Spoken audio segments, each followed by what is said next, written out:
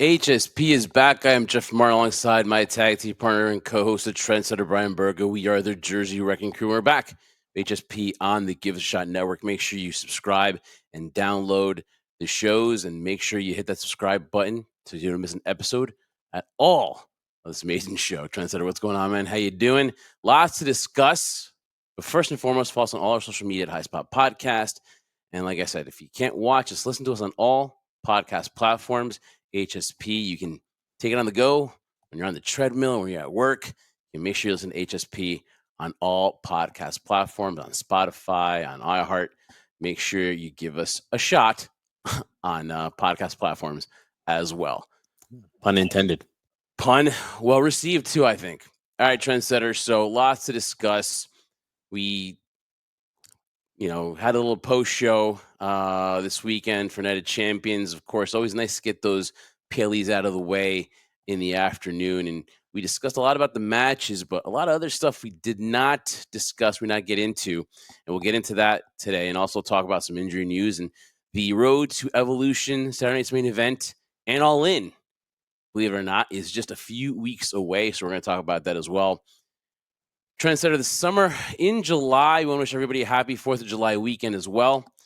Lots to discuss. Trendsetter, can you believe it already? 4th of July. A lot of people think that now it's the end of summer, right? But we still got a whole month and a half to go. But how has this summer of wrestling treated you, man? I think how we discussed it during the IG post live, where I feel like ever since WrestleMania, there's my train, ever since WrestleMania 41, it's been a scenario where, unlike 40, and I'm trying very hard not to compare the two together, I understand that, it's been kind of a letdown. The excitement after 40 and every event after that. Now, part of it could do with the fact that they're international, and that those international crowds are always enthusiastic. You're like, man, this is getting one home run after the other, or at least what appeared to be one. And then after 41, just kind of like, okay, all right. Not what I expected. I'll give the other one a shot. And that's pun intended here. And that's what it's kind of felt like leading to the summer. Now, I am excited about, what they're going to do with Evolution, the second goal right now for a women's PLE.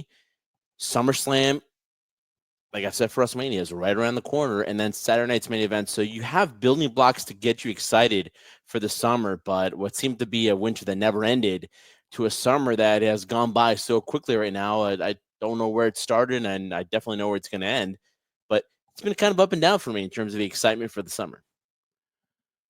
So lots to discuss. So we're going to get right into it. We did not talk about CM Punk's entire journey into Night of Champions. And of course, him going there was a huge story because he had talked about not wanting to go there, talking about not taking the blood money by the Saudis, as it responded to the Miz 6 years ago. And that tweet will forever live with CM Punk, even now as he went to Saudi Arabia this past weekend in a very entertaining match with John Cena, depending on what you thought about it.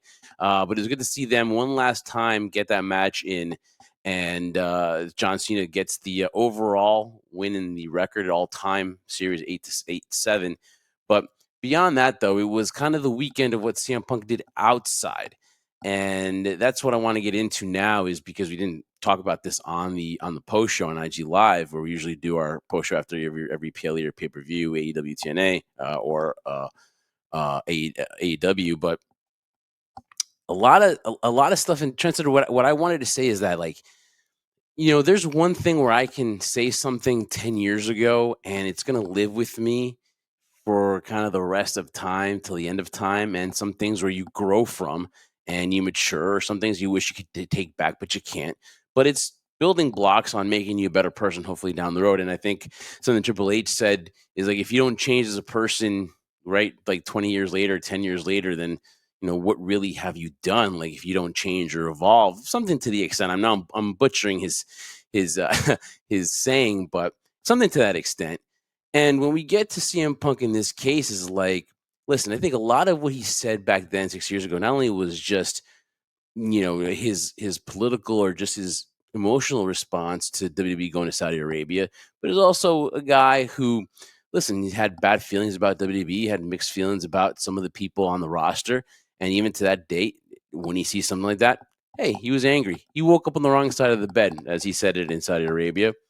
But to hold somebody towards that, or to think that somebody can change, whether it's from the good or the bad, it's the evolution of a person as a human being. And unless you have and this is what I think it was, people that have this agenda towards punk, and again, everything is based on agendas, and we try not to do it, right? We try to be objective, but for the most part, the IWC with their agenda has been like, oh, let's talk about CM Punk and let's talk about the hypocrite. It's one of your favorite words that you say, trendsetter, so I'm going to use this.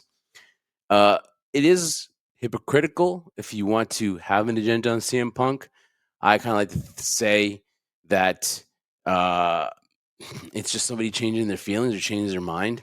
And we're going to get to the controversy about the fan, but let's get to just your view, your vision. I could say a lot of things 10 years ago that I've changed and I've changed my stance about. It doesn't make me a hypocrite. It just makes me more, I guess, more learning about the subject that I was against or for, and then maybe leaning towards the other way.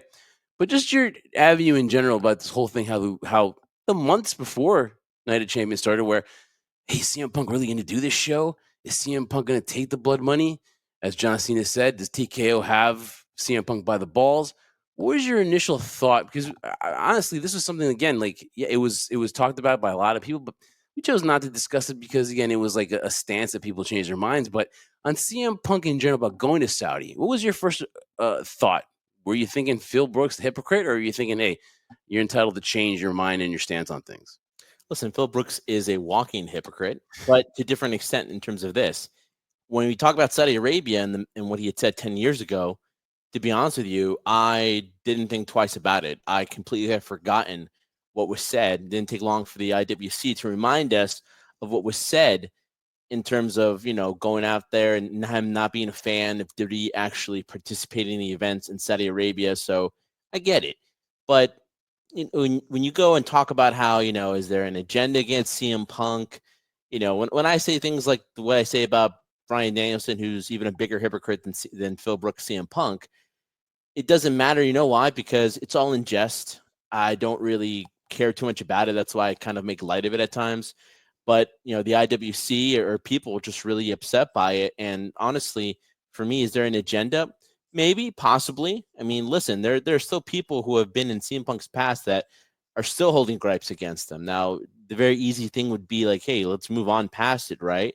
And that's where the hypocrisy comes a little bit sometimes when you talk about CM Punk, where it's so easy for let's say, for example, people who have not seen him in the best light or have been mistreated by him in a certain way. We're excluding, obviously, the Saudi Arabia thing for just this really moment in this point in making here. And when it's done to CM Punk, it's a different story. So, yes, can people evolve? Can people change their views? Of course, they can. But I think you and I are going to be the first ones to admit, Jeff, and I'll ask you this question. We live in a society nowadays where it doesn't matter how long ago you said something. It doesn't matter how old you are. It doesn't matter what side of the bed you woke up this morning or what was done past you in terms of personal that you are using as fuel to the fire of what you were saying at that time in terms of what your mindset was. It will always be used against you or for you, no matter what. So it will never be forgotten. So for me, like I said, I didn't think twice about it because I don't remember it. And I don't hold it against CM Punk for doing it. I wouldn't necessarily call him a sellout because, hey, it's business. He has converted into a businessman, as John Cena would like to say, but close to what John Cena said in that promo, and this is true. Now, this is where the difference goes between how you say, do people evolve? Do they change within time? But when you look at CM Punk, the character standpoint, the character, not the person Phil Brooks, it's similar to what John Cena said in his promo on SmackDown prior to Night of Champions, where your values change as much as the color of John Cena's t-shirts because they change drastically. That's why I'm always on top of it. I'm always annoyed because I'm like, how come it's good for CM Punk, but it's not good for anybody else? Like an example of Drew McIntyre in that storyline. So I didn't think twice about it. It's a company thing. So if people want to say he sold out to TKO and people feel he's not the straight edge superstar that he portrayed himself to be. Well, folks, let's look at reality here. CM Punk was well known around the indie scene. He had a great following, but it's WWE that made him a superstar and has garnered the reach he has now because I said to you and you said to me, yeah, it has to do with WWE. When I said, it's amazing how people, even in Saudi Arabia, are chanting CM Punk. They're singing the song Cult of Personality alongside with him. He wouldn't have gotten that reach if he wasn't part of WWE, right? It's not just him; it's WWE the Machine that made him the superstar that he is, and you're like 100%. So I don't see the wrongfulness of doing it. I don't see the hypocrisy that most people say, oh, CM Punk said he'd never be here 10 years ago. Now he's there. Things change, man. Dollars and cents make a lot of difference sometimes. And again, I wouldn't call it a sell, but it's business. He's contractually set to work for WWE. He doesn't have to do the event. He chose to, maybe showing a different side of himself, him changing, him maturing, or seeing a different light. So no, I didn't think twice about it. At the same time, I don't think CM Punk or Phil Brooks is a hypocrite for going to Saudi Arabia at all. You can call him that, but I don't think in this situation it's just an agenda. And obviously, the talk was before he can't possibly do this. He's not going to go do this. And as it was leading up to, hey, listen, if you really want to get the Cena match in, and your only alternative is, hey, Night of Champions in Saudi Arabia, we're trying to get this in. It fits storyline. You either say you do it, you're in, or you're not. For CM Punk, I believe this opportunity against John Cena was there. It was too good to pass up. And I think he took it. And I think you're gonna. And you said it best. Whether you're for or against something, and you put it out there in the Twitter sphere, you put it there on social media, it's gonna stick with you forever. So he said what he said. He apologized to the Miz, but even before he rejoined WWE, he cleared the air that night in Chicago at Allstate, where he eventually got kicked out by WWE management. But he was able to clear the air with a lot of people, which led to him coming back in the long run. But this whole thing, as far as changing his mind and all these things, only CM Punk knows what he truly feels about. Now we get into the whole situation where, like, all right, so he comes out to the Night of Champions, the kickoff, the pre-show, and the media scrum, and he gets the attention of a fan. And the fan says, hey, listen, basically, apologize for that tweet that you did. Apologize. And CM Punk did. He apologized. Now, again, tongue in cheek, obviously, I took it as, hey, listen, I woke up on the wrong side of the bed. And, the tweet there that lasts forever, it's there. You can find it. Was it a plant? Of course, you had people like Dave Meltzer saying that. And then you saw the Brandon Thurston article about, CM Punk kind of selling out and the whole blood money thing. And you get those people with the agenda like that. And listen, could it have been a plant? Makes sense, right? And then Triple H talks about it at the post-show press conference about, hey, the good thing CM Punk got to apologize was good for him, all that stuff. If it was a plant, and this is all driven by WWE, is it really a bad thing? Because after Night of Champions, he ran into that same fan again, too, coincidentally, right, in the front row. Yeah. And again, they kind of embraced and all is good. But see, here's the thing. Maybe it's just us being naive or us just being innocent, even though we've been fans for this a long time. But until it was pointed out to me that it could have been a plant, I didn't think of it as a plant. So now when I look at it, it could have been, but does it really even matter? Because at the end of the day, Simple Saudi Arabia, answer, Jeff. No, it doesn't matter. no. And again, we're making a big deal because we're looking at it. We have an agenda, and that's what we're looking to do. We're looking to attack CM Punk at every chance that we. Is it a talking point? Yeah. 100%. Is it anything of value, in my opinion? Absolutely not. Because at the end of the day, Trendsetter, they're singing CM Punk's song. Yeah. All he needed to do, and again, it's just say, I'm sorry. Those two words, whether you mean it or not, if you say it, they're going to forgive you. And the fans cannot wait to say. And once he said that, I don't know whether that calmed it down or because he did get boos coming out. But once he said those two words, I think if WWE did it as a plant, it was a brilliant job. I have not agreed with WWE's tactics as far as promoting stuff, the whole John Cena heel turn. But this, whether it's a plant or not, was smart. It was smart. It's a smart business to do because, again, it got the fans behind CM Punk, and that's what they wanted to do too. They wanted to get behind CM Punk in this match against John Cena at Night of Champions. Yeah, and again, not to touch base on this any further, I think you explained it well, and I obviously gave my points early on here. I think it's just a talking point. It is what it is. For example, CM Punk will have his opinions, and it'll change through the years, through the days, through the months, through the seconds that he changes his mind on a certain perspective, right? But when it comes to this too, yes, were there boos? Of course, but still, you had a building, although you heard some boos, chanting his name and singing his song as he walked to the ring. So if he sells one less t-shirt, has one less follower on social media, he's not gonna lose any sleep over it. The thing that I find hypocritical at times with CM Punk is that sometimes he makes himself out to be the victim of everything and everyone else is wrong. And that's where I have my gripes with him too. But at the end of the day, that's my opinion. It's what I think. And it's not gonna stop CM Punk for continually doing what he does. And at this point right now, regardless whether you're for the whole Saudi Arabia thing, you think he's a hypocrite, you think he's a liar, you think he's a sellout, there's one thing definitely that he has, or two things. He has a connection with the audience and he sells tickets. And that's all WWE wants from him right now. And whether or not you think he's a sellout, whether or not you think he's a hypocrite, you know what you did? You tuned into Night of Champions because you wanted to watch CM Punk. Love him or hate him, he draws a reaction from you. Before we close out on the whole CM Punk thing, though, the one thing that did bother me about CM Punk, now a lot of people loved it. I was a fan of the Pipe Bomb 2.0 version from John Cena. Was a little bit weird as far as like the timing and having CM Punk laying down so much. Hey, listen, whatever. That's each their own. I was a fan of the promo itself. Heading into the Friday Night SmackDown before, though, where it was time for CM Punk's rebuttal, this is to me where my thing where CM Punk was, where like John Cena's TKO's got you by the balls kind of really stuck with me here because I'd never actually seen CM Punk kind of I'm not saying stoop to that level, but that rebuttal to me just seemed like it wasn't anything CM Punk would have ever done 10 years ago. Now you're allowed to change, yes, but it just seemed very cartoonish.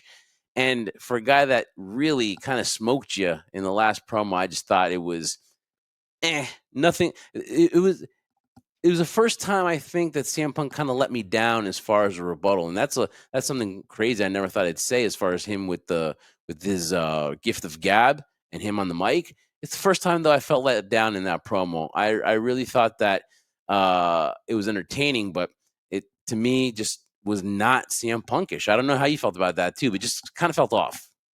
What was off, the promo itself, Jeff, or was the fact that he dressed up as the doctor of punkonomics? As I he said? guess it was hard to take him serious, and in use to me, I just believe you need a serious promo, and I just think coming out in the jorts and all that stuff, I get it. I'm not dumb, whatever like that, but I just think for that time, you just needed just a CM Punk just laying into John and just really building this up, and I just thought I'd expect a little bit more out of Punk. And it's the first time in a long time that he kind of let me down in that aspect.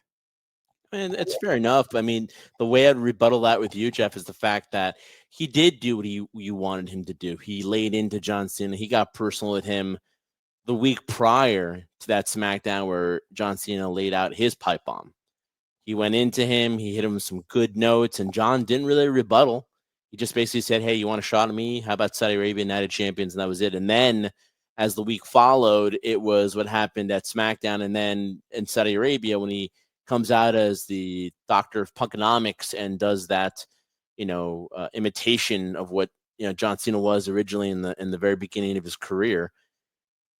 Listen, I can't say that I didn't want that either. Like, I wanted him to kind of lay into him and get more personal and say, "How dare you use my pop bomb?" But or my old, you're copying from me again, similar to you're going to take the title away from me, you're going to kill wrestling.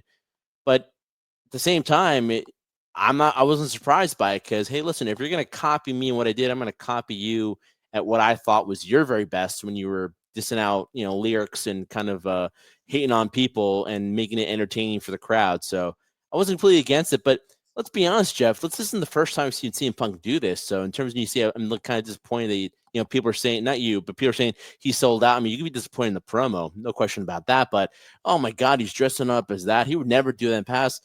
Hello, people. Remember when he got his head shaved when he was part of the what was it? The Straight Edge Society, right? And he wore a mask like Rey Mysterio because he was in a match with Rey Mysterio. And he was walking around in Rey Mysterio luchador mask. He was dressing up and imitating Rey Mysterio in that storyline. It wasn't a long time ago when he was world heavyweight champion. He dressed up like Jeff Hardy and was making fun of his alcoholism and his issues with that. He dressed up like him. He did the dance. Most people thought it was Jeff Hardy. He's done this before. He's cosplayed as characters before. So this is maybe it's the first time in a long time we've seen him do this, but this isn't the first time it's been done. for people who are such CM Punk enthusiasts saying, "Oh my God, I can't believe he sold out. Why would he do this? First of all, why would he go to Saudi Well, Arabia?" that wouldn't be an enthusiast. That would be a hater, a basher. No, I'm talking about the people who look at CM Punk and think everything he does is right. He's this Oh, pure guy.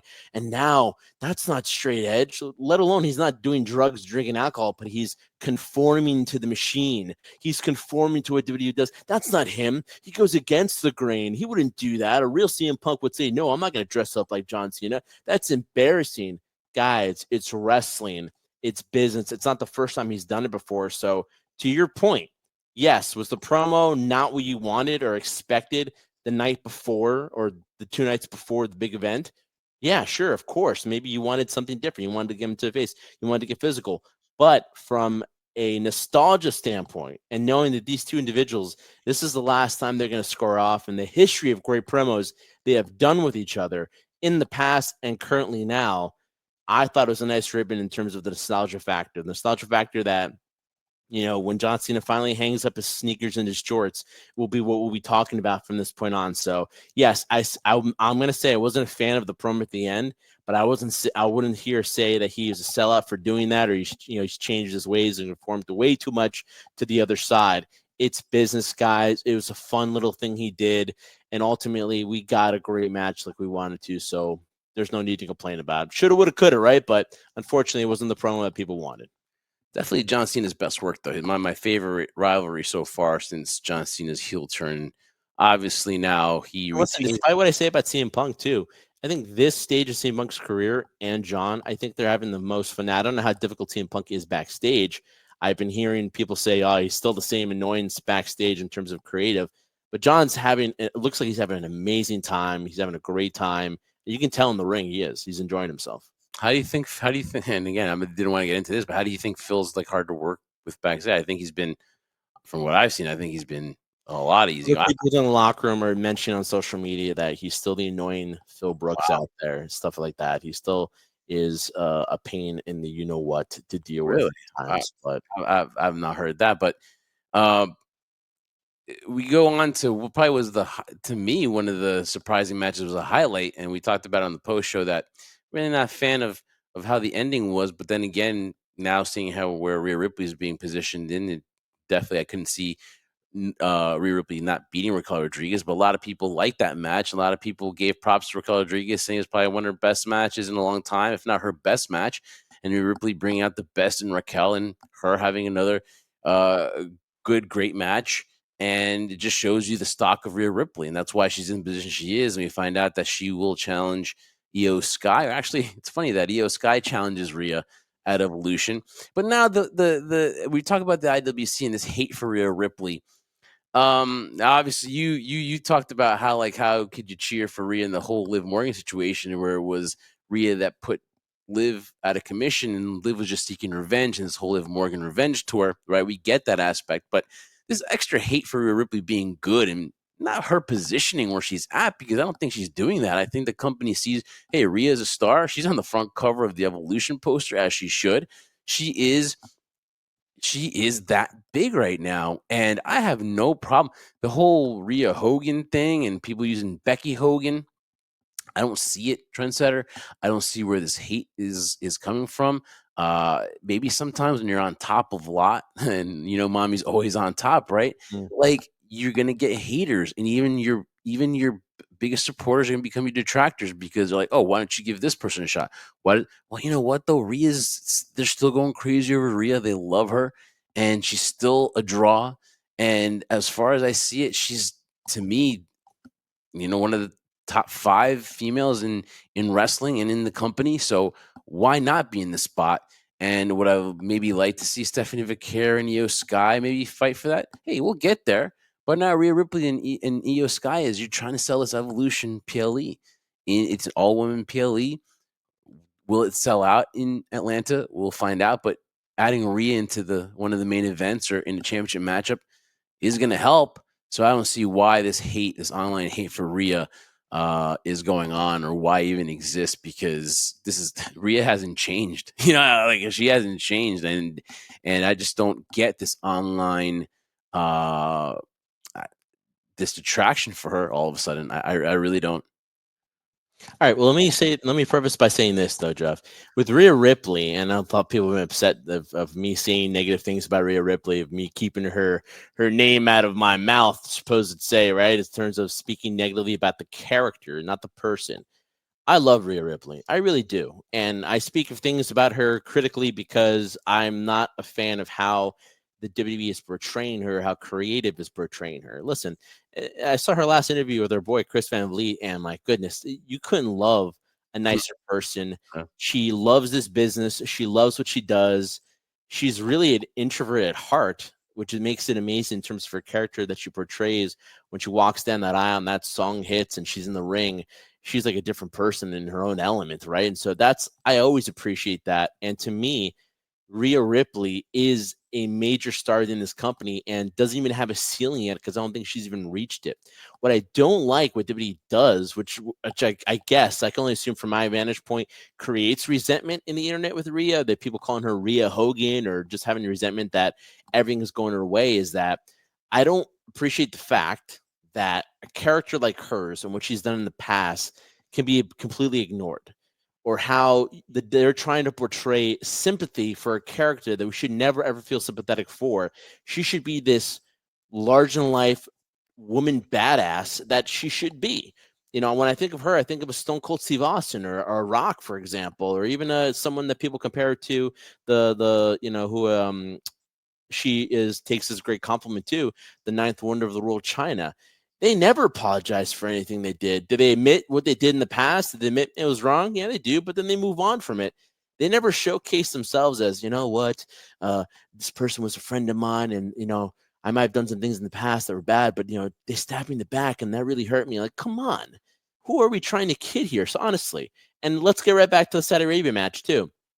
I wasn't a fan of it. I was a fan of the fact that, hey, listen, these two women, Raquel Rodriguez and The Rhea match, Ripley, the match or the outcome? the outcome, the match itself, I had no problem with. You know why? Because these two have amazing chemistry ever since Good. NXT. But prior to her talking in an interview, prior to the event, saying, you know what, this whole thing between me and her, she turned her back on me, blah, blah, blah, blah, blah, cry me a river. Why? Because people are jealous of your success. From a character standpoint, I don't understand why W is trying to make us feel sympathy, because you don't need that in order to relate or cheer for Rhea Ripley. So that's what I hate, and that's what I despise the most. And I don't think she should have won it, because I felt if you're going to build a star, Rhea Ripley doesn't need that victory. Maybe it's because people, in Saudi Arabia wanted to see Rhea Ripley, so for her to lose wouldn't have been great business sense, but she doesn't need to win these right now. As the same point, and I understand why they positioned her this way for Evolution, because hey, she's the big name here in EO, have had amazing matches, have her go one-on-one for the title. I have no problem with her going for the title, but she's the kind of individual right now that doesn't need the title. So the title is always going to be there, whether she's on Raw or SmackDown. But in the event of Raquel Rodriguez, I felt she needed to win more, because you're like, wow, that would have been shock value. That would people looked at Raquel, despite how dominant she was in the match against Rhea to a certain point, that man, this person actually has the capability of defeating someone like Rhea Ripley, or could be on her level of dominance physicality wise, because every single person Rhea's been in the ring with, she's overpowered. She's been dominant for. Could there be that belief that somebody else is just at that level? So that's why I didn't like it. But for Rhea, I think the reason why people hate it is because of the way the company directs her. They try to make her sympathetic. They try to make her into something she's not. She could be mommy. She could say, I'm Rhea Bloody Ripley, and do all the things she does right now, which people get a reaction for and they love. Just stop making her feel sympathetic, because I don't need to feel sympathy for her, Ripley. She is a machine. She is a badass. Let her be a badass. Stop making us feel or make her feel more human, because you're dehumanizing, or you're disfiguring the image of what Rhea Ripley is by trying to make her feel, oh, bad that people don't like her in the back, or bad that I thought I had Well, friends and I don't have friends. It doesn't matter. You're a superstar. You don't need to have friends. All you well, need to care about is being on top, Rhea. That's yeah, all I care about. you don't need to humanize her. Yeah, You I don't like don't. humanizing her at all. Yeah.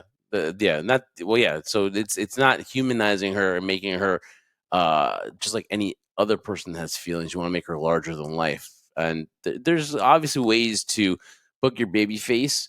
Like you said, like there's some people that are not just gonna show their vulnerability. Some baby faces can, but a person who's looks like Rhea should exude confidence. But again, maybe sometimes that confidence, and she does exude that sometimes. I think there's a line that they blur where Well, they're do you like confident. that? My question to you, Jeff, is do you like that when they do that? They try to The only humanize issue her and make her feel sympathetic to the people. only see, I thought it was going to lead to like a breakdown. I thought it was going to lead to her losing her confidence, but it kind of just was more on the emotional aspect because she ended up taking the title back on January 6th on that Raw on Netflix. Mhm. And then she surprisingly lost it to EO, right? And then she had a little bit of a spell of like a little bit of a not losing streak, but just kind of like surprising that she lost to EO, but now builds up to this. And the Raquel Rodriguez matchup, to me, again, like looking back on it in the beginning, you were like, okay, Raquel should do this, but then Rhea's being put in the spot. It's about what the next thing is going to be, whether you like it or not. They're looking forward to the next PLE, and it's going to be this. And you want Rhea coming off a victory. And again, what gets to me is just the continuity here, where you see that EO is challenging Rhea, but if Rhea's confident enough, saying, "Hey, I just came off a big win against Raquel," hey, EO, come on, what do you say, me and you? But for EO to just go up there and challenge Rhea, it's kind of leading me to think, okay, well, this is what you wanted, EO, and it's going to be her fault because she called out Rhea, which could cause her to lose. I still don't know if she's going to lose that title at Evolution, but I would expect it. And it'd just be like, okay, EO, come on, you're the champion here. You're a fighting champion. And obviously, you want this match, but you wanted it, so be prepared for the consequences when mommy beats you is where I think it's leading to. But It also makes it weird that the champ would actually go challenge somebody. yeah, Why? We usually haven't seen Io in a long time. We haven't seen her on TV for a while. I know she's nursing an injury. It's been designed that way. Then she comes out saying, I want to challenge the best. I want to challenge you. When anybody with a smart head would say, why would you go against your most dangerous opponent? Why? Let her earn that spot. Let her earn it. hopefully Io's not hurt. I just think it's just the booking of Triple H. I'm not claiming her to be her. I'm saying unless she's injured or Yeah, that's the way it's designed, she's taking some time off TV because she hasn't been in the limelight. Comes out on Raw after we hadn't seen her almost about, it feels like 3 or 4 weeks, and then challenges Rhea Ripley. Shouldn't it be the other way around? Shouldn't Rhea qualify for something or should do something to see who'll be the well, number one contender? I just think if Rhea calls her out, then as Io being another babyface, she's not going to back down and she's going to accept it. But it's just weird for Io to come. It's as far as Io to come out and just challenge her. Just kind of it's you can respect that, but it just normally doesn't happen like that. So we'll see where it leads to. But again, in the injury bug kind of derailed a lot of stuff for Evolution because one thing we didn't talk about was Liv Morgan's injury, and obviously it was felt because it kind of like derailed a couple of things that they were planning for the Evolution PLE. And again, we wish Liv Morgan a speedy recovery. It just shows how much she's missed. But again, it opens the door for Roxanne Perez to do her thing. And now she is the co-holder of the women's tag team titles with Raquel Rodriguez. And they said like a fatal four-way is in the works for that one. So we'll see what happens there. But also Chad Gable now, El Grande Americano, allegedly, obviously found out it was never Chad Gable, and kind of looks like Ludwig Kaiser now. But a big blow to Chad Gable, though, is going to be out till at least December. And when you think about this individual right here, ever since WrestleMania 40, we were rooting for Chad, and obviously he's shown just what an awesome competitor he is and what a great wrestler he is. And we saw the matchup with El Hijo de Vikingo at Worlds Collide, and it just shows you just how versatile he is. And then you get this injury, and I would have loved to see. They were speculating a mask versus mask with Penta at SummerSlam. I would love to see that, but he gets written off on Monday Night Raw, and we wish him a speedy recovery. But just these injuries just suck right now too, and especially for a guy like Chad Gable, who obviously right now is just on another level. Yeah, listen, you talk about injuries to individuals. I mean, there's no shadow of a doubt in my mind that Liv Morgan is the MVP of the female roster. Yeah. Without a question to me. I mean, you can argue it, but I would, define it with other things she's accomplished, why she's such an important factor, which is the reason why a lot of things have been changes around for Evolution in terms of kind of moving things around due to the injury, right? But Chad also with the shoulder injury. Chad to me is one of the biggest MVPs of that men's roster that I've ever seen because he shows he can go. He shows that basically maybe it's a detriment to him. I don't know. I'll ask your opinion. What do you think of it?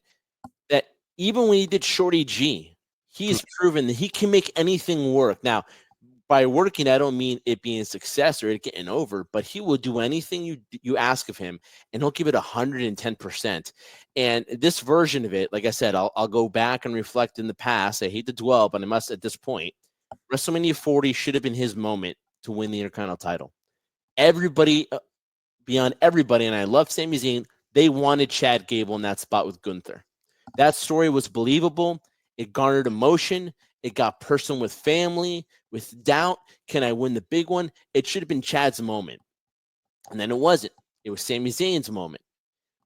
Regardless of whatever you want to think about politicking, that's neither here nor there. And then he gets signed to extension.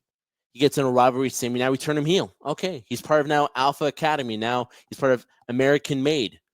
And you can see what he can do. And then he does this ridiculous thing, which hasn't been confirmed with sources, but I've been hearing that El Grande Americano was Chad Gable. We don't know for sure, but still, can't be. it was the case. What an amazing ability to be able to do that back to back. So to me, Chad is an unquestionable talent. I hope that when he does recover from this injury, I'm sure a lot of people can agree with me. I don't know if you'll agree with me on this one, Jeff, that he should be garnered in a better position instead of doing this. It's cool to do these things with American Made, El Grande Americano, stuff like that, because he can do it not only well, he can do it and knock it out of the park. But I want to see him win that individual title. I want him to be a champion in this company and be that machine that he is. He so much reminds me of Kurt Angle. He's even getting the "you suck" chance like Kurt Angle, dude. It's amazing how talented this guy is. Wish him a speedy recovery. Wish Liv Morgan a speedy recovery.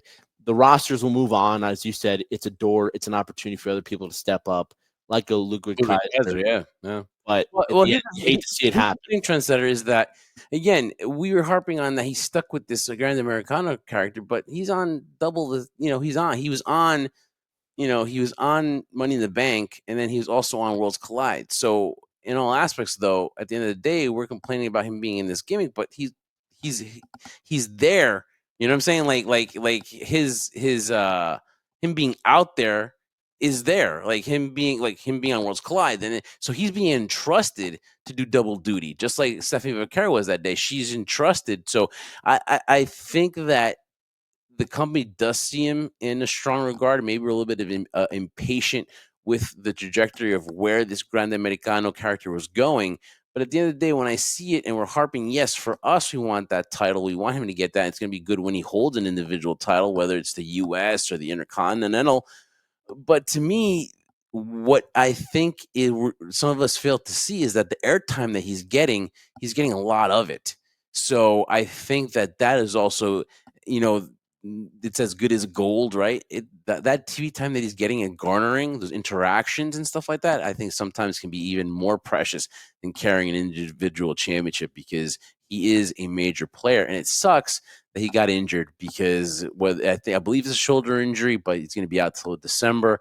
And obviously, we now see what we should have seen all along, is that Chad Gable is a very intricate part of Monday Night Raw. And when he comes back, hopefully he carries on. He picks up where he left off, but he will be missed. We see what happened to Ivy Nile and and everybody else there too. Hopefully that they don't their trajectory continues even without a Chad, but who knows? But you don't want them to get lost in the shuffle, basically. You don't want them to get lost in the shuffle. And again, it opens a door for a guy that's obviously, he's been lost in the shuffle in Ludwig Kaiser, because here's a guy who hopefully takes this and can do something with it, because he's somebody that should not be in catering, right? Where we feel like, I don't know if he got punished or not or something like that, but there's no reason why Ludwig Kaiser should be sitting on the sidelines. Okay, so but to your point, you're just saying right now there's no way Ludwig Kaiser should be doing this Grand Americano gimmick. No. I'm saying that hopefully this gimmick does something for him, because he should not be on the sidelines. He's too talented to not be doing anything. Okay, but again, it's him doing this. In a sense, the character is on the sidelines because he's playing a Grande Americano. To your point, he's going to get TV time because he's going to start being on TV more as a Grande Americano. You said too, like, Chad did double. He has been trusted by the company. But my question is, how much is that trusted in the company, or Chad proven that he can do whatever you ask of him, he's going to knock it out of the park? It's a little bit of both. It's a little bit of both. But you could say the same thing in terms of, we need to be more patient with Chad. Or did we have to be patient then with Cody? Was the turn for Cody going to happen after Stardust? You see my point, right? He's on TV. He's Stardust. He's on TV. Wait, he's on TV. So he's getting TV time exposure, but he's not Cody Rhodes. I'm nothing against a Grande Americano. It's a fun gimmick. I'm laughing about it, but I want to see Chad. I don't want to see a Grande Americano. Just like I want to see Ludwig Kaiser. I don't want to see a Grande Americano in the version of Ludwig Kaiser because Ludwig was doing great work, and for some reason they stopped using him. I don't know. Yeah, I guess that's just each your own because you do see Chad and you see El Grande Americano. I mean, it is kind of a gag, and it's not, and he is taken seriously to an extent as him in the ring as Chad. It's a fine line there, but I think your Stardust reference of Cody, all I'm gonna tell you is, hey, my defense of that is it's an old regime. It was the older regime that did that. A little bit more faith now in what Triple H is doing with Chad, but again, I will see. We'll see here. It's a double-edged sword It's not because about the regime, though, Jeff. It's about being patiently waiting. We can't wait. We don't want to see Stardust. We want to see Cody. We don't want to see a Grande Americano. We want to see Chad. We want to see Ludwig Kaiser. That's the point. I mean, again, but though the Academy kind of was taking off, though. It's not like, see, that's your preference. Like would I like to see more Chad? Yes. You're against the Grande Americano too. You're like, oh my god, are we doing this? Until you became a fan of it. I was not a fan, but if it's working and he's getting the airtime, then are we just nitpicking? You know what I mean? Like to me, this will get a chance to get Ludwig off and running. Hey, was he missing a personality? Maybe this gives him a personality, and maybe it does something for him. It's a double-edged sword. You can like the gimmick, but it depends on what you do with it. So we'll see what Ludwig can do with it.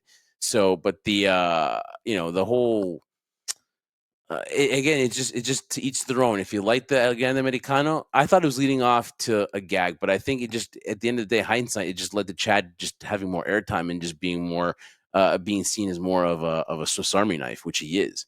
And I hold him in higher regards. And again, I'm not trying to attack the Miz, but I see Chad Gable a little bit more in an aspect where, yeah, he can do a lot more stuff, but I think he is taken more seriously than the Miz would be, right? Wouldn't you say that?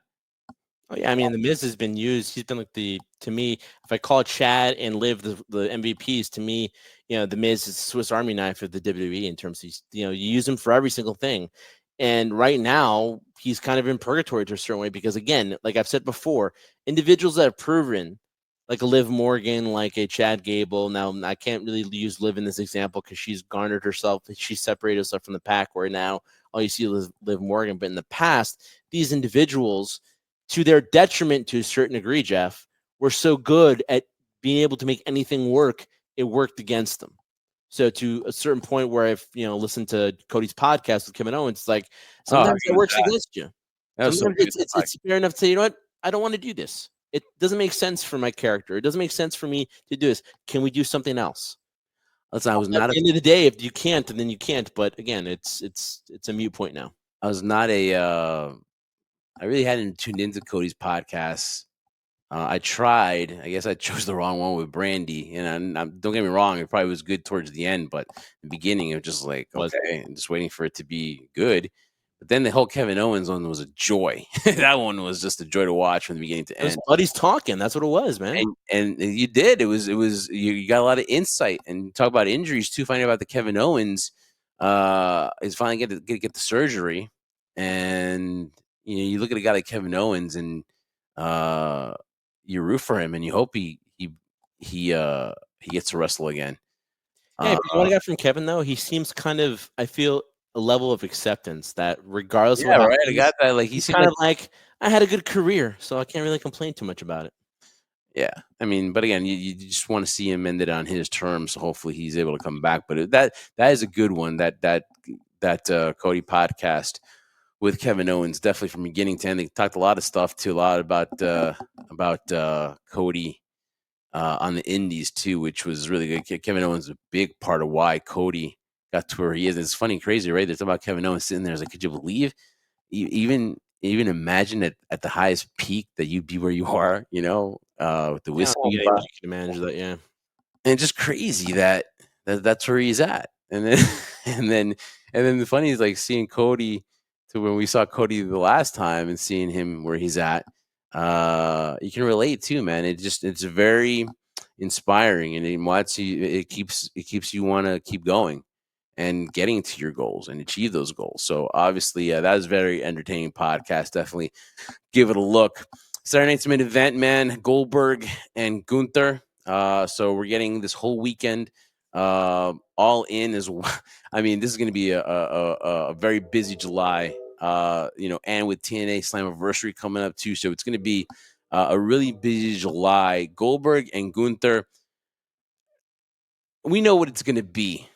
I don't think they're going to put the title on Goldberg at all. I think he's going to get some stuff in. I think it's going to be nice. I think it's going to main event the show. And I think Bill Goldberg will be given a good send off. Am I excited for the match? Well, I'm curious about the match, but the build up, what do you think? Are you excited for Goldberg and Gunther the way it's gone so far? Not really. No. I think you could do your best, and the WWE has done a great job with their packages. I'll give Gunther his flowers too, man. That promo he had in the middle of the ring saying, you know what, I'm going to end Goldberg. I apologize to your family of what I'm going to do to you. All this stuff just makes you like, wow, I can't wait to see it, right? But then that slowly turns because, listen, I've been victim of this, Jeff. I don't know if you have, right? I'll very adamantly admit this, that I want my favorites, the ones I grow up with. I never want them to age. I want them to wrestle forever. But there reaches a certain point where, as the old saying goes, Father Time is undefeated. And to that point, it's like you don't want to see your heroes, the ones you looked up, you don't want to see them human. You always want to see them larger than life. And I could say that about Bret Hart. I could say that about Shawn Happy Michaels. I could birthday, say Bret that Hart, by the way. Happy birthday. to Bret Hart. Chris 68. He's Jericho. old. I feel old every day. Hey, man. I remember he was telling, Wrestling with Shadows, he was getting dressed and he was telling he was going to be 40 or something like that. I And that know. was like 20 years ago. It was like 25 years ago. He was 68 for the Hitman. I Shout put out some to things Bret on Instagram that have said if you remember this, you're like freaking like 40 years old or 20, 30 years ago. I'm like, man, time has flown, bro. Shout out to Bret the Hitman Hart. Shout out to Bret the Hitman Hart. But Yes, there is the best. I get what you're saying, but was Bill Goldberg ever a hero, or are you talking about just the Goldberg fans? Because The point I'm trying to make is the fact that he wasn't a hero of mine, but he was larger than life. So it does was he like Stone deserve, Cold Steve Austin. does he deserve a send off? I thought he had a send off with Bobby Lashley because I thought at least at that point in his career, despite the fact that what he did with Brock, that was the best look he was ever going to get. I even said it to you prior, like, my God, he's actually the closest he's looked in terms of what he looked before in the past. And I thought had a really great match with Bobby Lashley. And I thought that was his send off. I didn't know he had one more left in his contract. And then obviously the old regime didn't want to use him anymore, which I thought was a waste. But in this scenario, it's how many years later? He doesn't physically look the same. He's even admitted it in interviews, like, I'm not going to be that size anymore. I'm not going to be that. This is the version of Goldberg at this stage of my life. So he's going to bring the intensity. He's going to scream and grunt, but I'm more fearful of the fact that the limitations you have. Now, Goldberg in his prime was limited at best, but he had the athleticism, this ability you could just do away with that and forget about it, right? Just because the intensity and the explosiveness he's had before in the past. Working with a guy like Brock, that'd be great. I think working with Gunther is a benefit to Goldberg because he's going to work with somebody that can hopefully protect him and make it look good. I don't expect this to be a 20-minute match. I don't expect this to be a 30-minute match at all. No. You just hope that it lasts 10 minutes as far as entrances. It's going to be nostalgic. 4 minutes in the match, a stare down for like about a minute, and then. But from a visual, yeah, it's going to be hard to watch because I'm like, man, that's not Goldberg. It's going to be tough for me to watch. But again, I understand the nostalgia. People are hating on it because of Jey Uso. Oh, they took the title away from him, just like, with the Fiend. They took the title away from the Fiend and gave it to Goldberg. What's going on here? It's for the nostalgia factor. Jey Uso is fine. He's got more years ahead of him than Bill Goldberg. So that's what we're going to get Saturday Night's Main Event. So from the way the W is building it, kudos to them. I'm not looking forward to it. I will watch it. I got 5 minutes to spare to watch it, like Gunther said. He said 3 minutes, actually. But, yeah, I'm just hoping for the best. And it's different. It's supposed to me being critical and saying, oh, my God, Goldberg. I just want it to be good. I don't want anybody to get hurt, specifically Goldberg. And the last point I was trying to make is similar to when we saw Stone Cold Steve Austin in the fight with Kevin Owens. As much as I enjoyed watching it, and you and I were cheering, and you actually hit me in the shoulder so hard that I'm still sore to this day. Good. Still wasn't Stone Cold Steve Austin. I still got a receipt for you, Jeff. It still wasn't Stone Cold Steve Austin the way I wanted to see him, but still, he went out on his terms, and I hope Goldberg is satisfied enough to go out on his terms. That's all you can do is have him go out on his terms and the way he wants to. Damn, to be damned how we want it to be. I mean, because the thing is, if someone says, "Hey, you guys should just stop podcasting, you should being a Give Shot Network," you guys are, hey, it's when we want to. So as long as they have us, and it works, it works. Don't let anybody tell you when to go. And if you still want to go and you still have a draw, he still has a draw. It's going to be his hometown. Probably going to sell it out. And for the 5 minutes that's going to last, hey, listen, let him get it in one last time. Let it get it out of his system. And that's it. And then we move on to Gunther's next challenge, which could be CM Punk at SummerSlam. Jeff, is it a big enough curveball to believe that it could actually happen? No. Because we didn't believe that with Brock Lesnar. Because all you're doing is just giving yourself more headache as creative. Because what are you going to do? That is his last match. You were talking about how he's only got like 3.5 minutes left in him. It would be a epic failure or just idiotic for WWE to put the championship on Goldberg. It needs to be. Man, that place would go crazy if he did it. I'm sure there's going to be a spear where you think he's going to do it, but at the end of the day, once he loses, he'll get up. They'll stand up, applaud him, and they'll fade to black, and that'll be. I gotta believe that'll be the final matchup for Goldberg. That'll be the swan song. Of course, they added Seth freaking Rollins. I'm not gonna say freaking Rollins. Seth Rollins against LA Knights, who is gonna be interesting. And then on SmackDown, you got two returns, which obviously are gonna set up for Evolution and Saturday Night's Main Event. So two big returns on SmackDown. We'll talk about that over the weekend too, so we're not going to spoil anything for you guys too. But two big returns scheduled for SmackDown that will lead to Saturday Night's Main Event and the Evolution PLE. One thing that obviously AEW 300 is coming up soon. We'll get more into that as well too. As right now, it's about if you ask me in the build, it's all about Tony Storm and Mercedes Moné. That's what it is. Hangman and John Mox is going to be a Texas death match. Oh joy! What are they going to do to themselves? That's probably worth the price of admission. But to me, right now, it's about Mercedes Moné and Tony Storm and see what happens with a 7-belt Mercedes Moné. And then obviously the other thing too that we're going to close on is the mixed reports now about Britt Baker and what is going through her head, because as we get to this airtime of the show, there's been conflicting reports that it started out that Britt Baker is working on trying to get released from AEW. Mm-hmm. We haven't seen her in a long time, but AEW would be like shooting themselves in the foot here by letting her go. She's got more than a year left. Plus, if you can add injury time, we're talking about a while left on this contract. Remember, she did re-sign it a few years back where everything was hunky-dory. And then she's had her, whether she's hard to deal with, whether she can get along with people, whether she can lead in a ring. She comes back, has a great promo, probably her best promo ever about what she was fighting through. And then she had she's been stop and start. And then her famous "No One Cares" promo that she got caught with Serena Deeb, and that kind of put a little squash on her, on her, because we hadn't seen her since, right? So, have we seen Serena either or no? I don't know. I don't know that either. Didn't do anybody any favors. Nah. But now she posted on Instagram. So here's the thing, though: if she didn't want to say anything, she shouldn't have posted on her IG that kind of cryptic thing about know your worth and stuff like that. So that's where it led to it. And then the next day, Net said that Britt Baker had requested her, not requested, but was working on her release. And they've been kind of spot on a few things lately. And then Fightful said that no, they have not. Management hasn't been made aware, and so on and so on. So we got a little back and forth here, conflicting reports. Britt Baker is a very interesting subject here because we haven't talked about it in a long time, but it's another person that whether they're disgruntled. The conflict is, should they be let go of their contract? Listen, business sense sometimes is just, hey, listen, cut your ties, don't hold people hostage. But then sometimes you're like, hey, listen, man, I can't let everybody go. I already lost Blake Monroe, Mariah May, and let them walk out the door. I could lose Private Party soon. I don't know. I don't know what WWE's thinking. And Danhausen. Could you believe that too? That they're interested in Danhausen. Well, anyways, it would not make sense to let her go of her deal. So here's the conflict.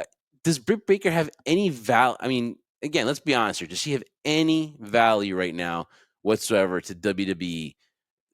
Because you haven't seen her on TV and AEW, so that really hasn't increased her stock. Would WWE be in a rush to sign a Britt? Obviously, Britt sees what's going on with the Evolution, PLE. She was going on with Blake Monroe showing up on NXT, and just how the women have been, they're just the talent pool in WWE is crazy. It'd be tougher. I'll tell you what, if you talk about betting on yourself here, she's really would be betting on herself to go to WWE and doing something, because she would be in the back of the line, in my opinion, of of trying to get an opportunity there. I really think it would be to her detriment if she tries to work out a release now and head over there. I think her best bet is to make amends with Tony, go through the deal, be more able to work with people, and just write it out, and then maybe in a year or so build up your stock, because I just don't see where she would fit in the front of the line in WWE right now. Listen, I don't agree with that statement though. When you said try to work something out with AEW or work out some that with Tony, I think at that point it's better off just not to do business in that sense, because one, it's going to hurt you from a business standpoint, because you don't know whether Britt Baker's going to have another episode like that where it just makes you look bad as a company. And also, if Britt feels like creative isn't going her way, she's going to throw a tantrum or just do something completely out of the blue. So it's not going to do her any favors either if she decides to come back and it happens again, and then people are going to be like, yeah, she's really don't really want to work with her anymore. So I think it's just best in the scenario. I don't think it hurts Britt from wanting to get out of her contract. I don't think it hurts her at all, because at this point, what's the worst can happen? All right, we're not going to have you on TV and you're going to sit out the rest of your contract. Okay, that's what I've been doing so far. So it doesn't really hurt her for trying to do that. I think maybe at the same time, maybe it's trying to say, you know what? It's just best we all go separate ways. Give me my no compete clause. I just want to be free. I should want to compete in the indies. Well, there's no Maybe compete. build up a name. I don't think there's competes with AEW, unless they break it. But they wasn't the case with Penta. It wasn't the case with Ray Phoenix. I don't think they have no competes in AEW. So the thing is, though, Trendsetter, is this though? If I am in AEW, say that the Brit says, "Hey, I want to work. I want to be more open to working. I want to change your image." Would you buy it knowing that she's coming back to work because she's trying to build her stock up to go to WWE, right? Are you going to invest in that character knowing that she's gone, right? The same thing as they did with Mariah May. This is somebody whose dream's been WWE. This is somebody obviously who's kind of like soured on AEW as a company. Are we going to push her for the next year or so for have her only leave? So that's another thing that AEW has to take into consideration. Yeah, but absolutely not, though, because then how can you trust her? You would take the risk of it happening again. So that's why I feel like, regardless of what happens, whether she works out a way to get out of her contract and then possibly adding a no compete in terms of satisfying the fact, okay, you're no longer an AEW superstar, but you can't compete for X amount of days. I don't know. I'm just throwing that out there for, I don't know how to work with contracts and things like that. But that's an avenue there. But it doesn't hurt Britt Baker. In terms of her having value, don't really see much value in Britt Baker. I think if the scenario comes where finally they decide to part ways after how much time it takes for her to be out of her contract, I think she has a long way of building up her name, where she would probably have to go back on the indie scene, rebuild her name, rebuild good rapport. But I think from a name standpoint, what she's accomplished in AEW to a certain degree, what she's done in the indies prior to joining AEW, I think WWE would sign her, but not in a rush to do it. She would have to prove herself, I feel, in order to do it. And then prove what? I'm sure people would say, well, prove that you can, one, be good in the ring, because she's been pretty much mediocre to a certain degree in the ring. And two, you're trustworthy. You're not going to be difficult to deal with.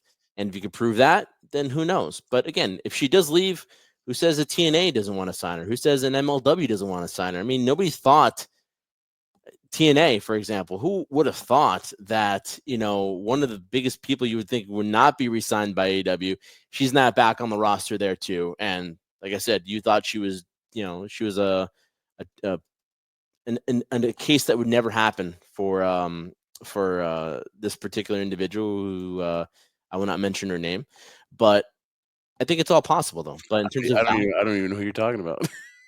really, I have no idea. Tessa Blanchard, Jeff. Was she ever in AEW? No, but I'm saying she got signed. Dude, you're completely went over your head there. In Yeah. terms of she was, what was going on? The whole controversy. Oh yeah, the whole race thing. The whole race. Who would think that she would be re-signed by TNA when she basically held them Oh yeah, and then hostage she for the wouldn't. title? Yeah. So I think there's ability for people to come back in the industry and show good form. Like I said, maybe a TNA, maybe an MLW, maybe she goes to Japan. Who knows? But I'm saying it's not going to be WWE. And I'm saying Tessa Blanchard as an example because no one thought she would ever get another opportunity with any main company. She has one with TNA. Haven't heard anything bad about her recently, so seems to be working out. She wants to go to WWE eventually. Will WWE take the shot at her? From a comparison of wrestling standpoint, Tessa's on a different level than Britt Baker, but Britt has that opportunity. But like you said, she'll be waiting in the back of line to do it because she has a lot more to prove within herself as a character and as an in-ring performer to get the opportunity with WWE. A lot of stuff going on, man, and it all leads to Evolution, all leads to Saturday Night's Main Event, and all leads to All in Texas. A lot of wrestling to digest, but we wanted to talk about the whole CM Punk thing and just about like his weekend in Saudi. Glad we were able to touch on that as well, and also to the injury bug in WWE with Chad and Liv, as well as just talk about Rhea and her situation with what is all this online hate too, and then the build to Evolution. Obviously, a lot of people not liking only 2 weeks for the build, but hey, that's what it is. When WWE's hot right now, they have put show after show after show. And then we talked about Bill Goldberg and Gunther and that build too. We'll definitely talk about that as well in the week to come. We want to wish everybody a happy 4th of July here from HSP and the Give a Shot Network. Guys, I hope you have a safe and great holiday. Enjoy the barbecue. Enjoy being together with the family. And we wish you nothing but the best this 4th of July weekend. We will see you ASAP. As you can follow us on all our social media at High Spot Podcast. Make sure you watch this here. Subscribe to the YouTube channel here in the Give a Shot Network as well. Look at all the shows that they have here. This weekend, if you got nothing to do, hey, just go on YouTube, Give a Shot Network, give all the channels. This is your home for all Caitlin Clark news because obviously the guys cover like no other. So definitely make sure you do that as well. And also That's to guys, CM Punk, yeah. We're your home for CM Punk, so make sure you do that. But again, a lot of wrestling in the next week or two, so definitely stay here with HSP on Give a Shot Network. Subscribe, hit the notification bell, and Trendsetter closes out as you normally do with that little holiday spirit too of 4th of July. Let me just call you Uncle Sam and have us close it out, Uncle Sam, because you got the kind of like the beard going. It's just not white yet, fully white yet. So close it like you normally do, Uncle Sam.